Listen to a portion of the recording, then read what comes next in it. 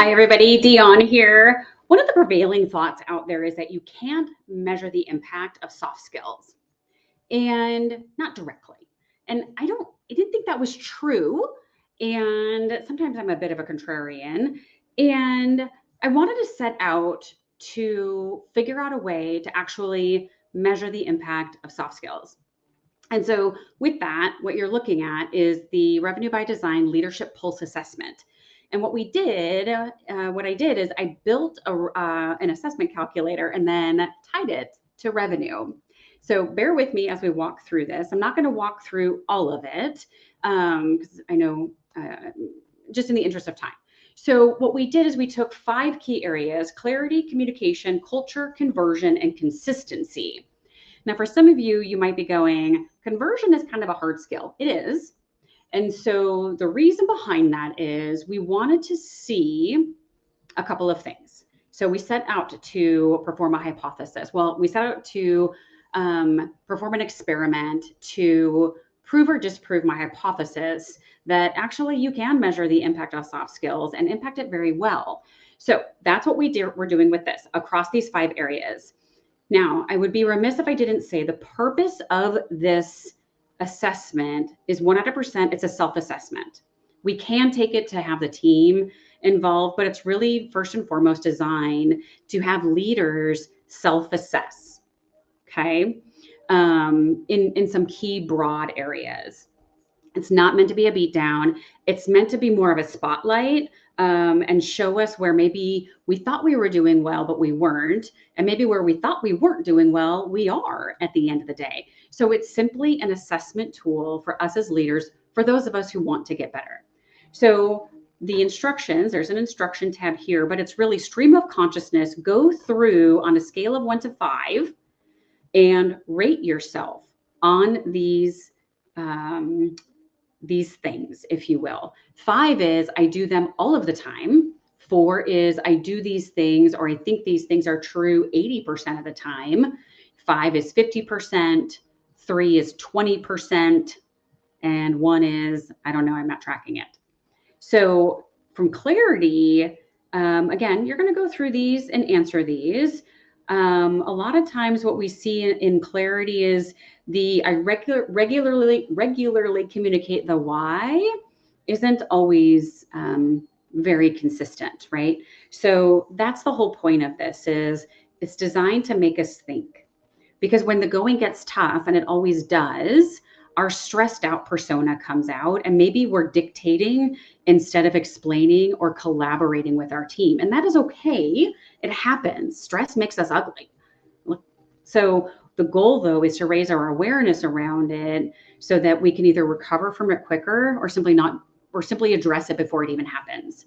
From a communication perspective, we resolve misunderstandings quickly and directly. If you don't have any misunderstandings on your team, congratulations. I would also say there's probably not enough conversations happening then. Culture, again, do we address conflict with transparency and fairness? Are we celebrating progress?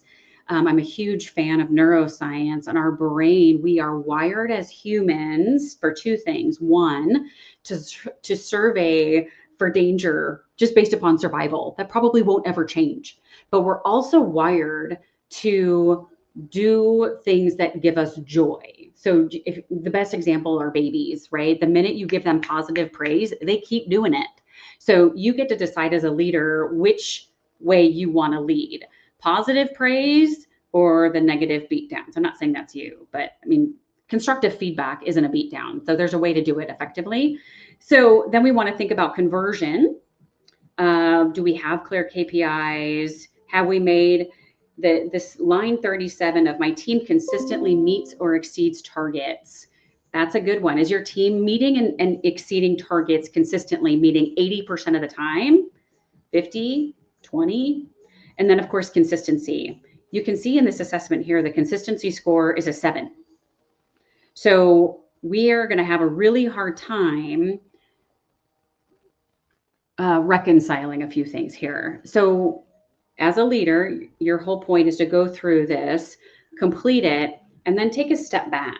So when a leader completed this assessment and came up with a 7, on consistency, but everything else was a little bit higher. What that highlighted for us was this opportunity to really fine tune some of our behaviors, that our actions, our unconscious behaviors that are leading to deliberate actions that are producing a result.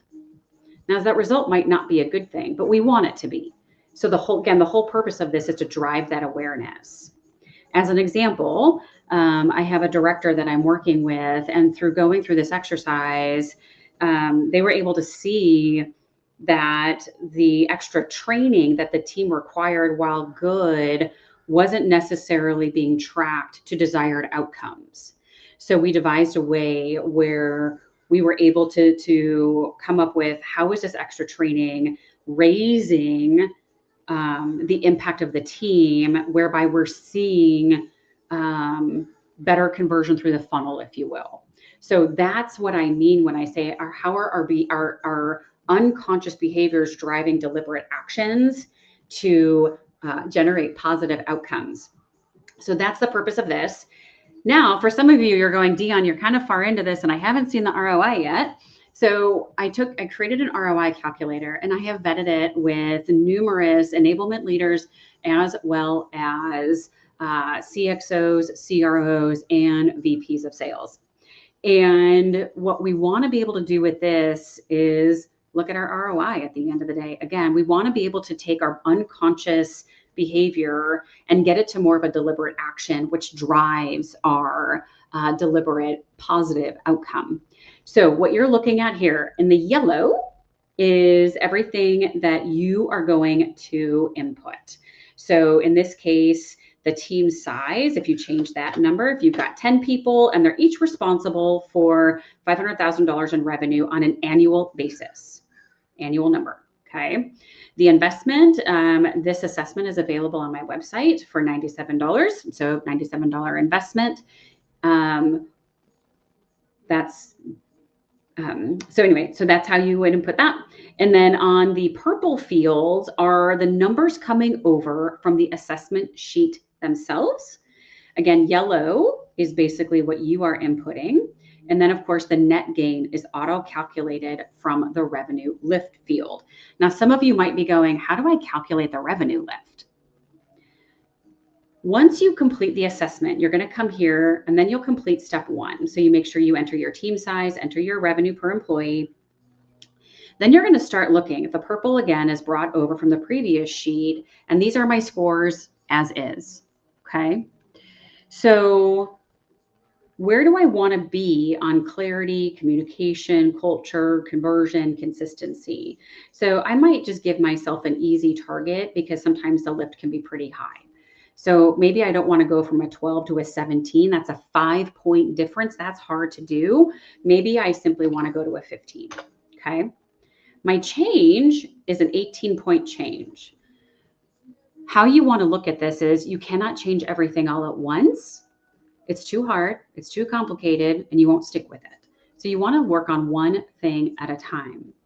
So what you want to be able to say is, where can I get the biggest bang for my buck? What's going to be easiest for me right now, given what's going on in my business? Maybe I can work more effectively on my communication right now. That is the lever I need to work on. What you want to be able to do is then write a KPI and behavior-based goal. So if any of you have ever had an IEP, that will resonate with you. But we want to write behavior-based goals. So in this case, for communication, we want to look at our monthly calendar, confirm you held your one-on-ones. That is probably the easiest way to start tracking. Are my team meetings consistent? Do I have a consistent agenda? Am I communicating the important information? Am I covering off on the who, what, how, when, where, and why? The how is the operative word there. It's very easy to go to our team and say, hey, I told you. But sometimes what we haven't done is driven with enough clarity on the how, okay? So give yourself an easy way to measure. So in this case, communication might be, I want to increase by 3 points over 3 months. And my goal is to hold consistent one-on-ones. I'm going to look at my calendar for that at the end of every month, and I'm going to give myself a score. So if I've done it 80% of the time over the course of a month, if I've held to my KPI metric, my behavior metric, I'm going to give myself a 1% bump if I hold myself to 80% of my behavior-based goals, my intentional behavior-based goals.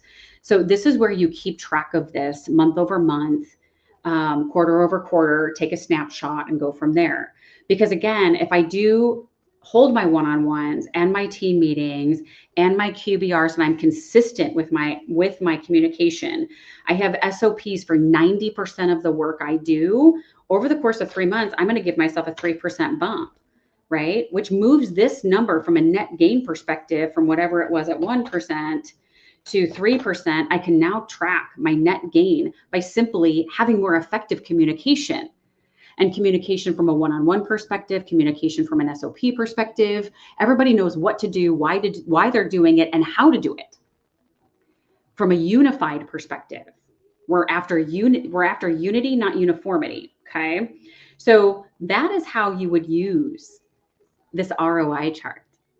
So I encourage you, if you are somebody who wants to figure out how to be a better leader, you don't know where to start, you know you can do better and be better in some areas with your team, this might be a place for you to start.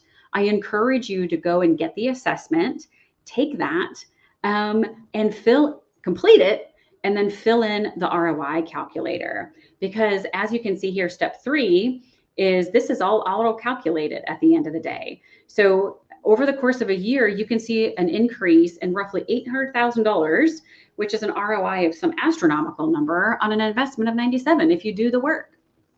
All right, everybody. So I encourage you, if you are looking to increase the engagement of your team, if you are looking to be a better leader and you're not sure how to quantify it, if you're thinking, you know what, my team doesn't need me, I communicate just fine, or they have everything they need, but you're not making your number, or you know you can do better or be better, or maybe you're nervous about the increase that's coming your way in the next couple of months of quota, of revenue attainment, this might be the best place to start, is to think about what you're doing, how you're doing it, looking at your leadership in 5 key areas, and give yourself some self-awareness. This might be the best place for you to start. I'll put the link to our resource page in the comments. You can absolutely see it. I encourage you to download it. Take a look. If you have any other questions, reach out. Here to help. Thank you.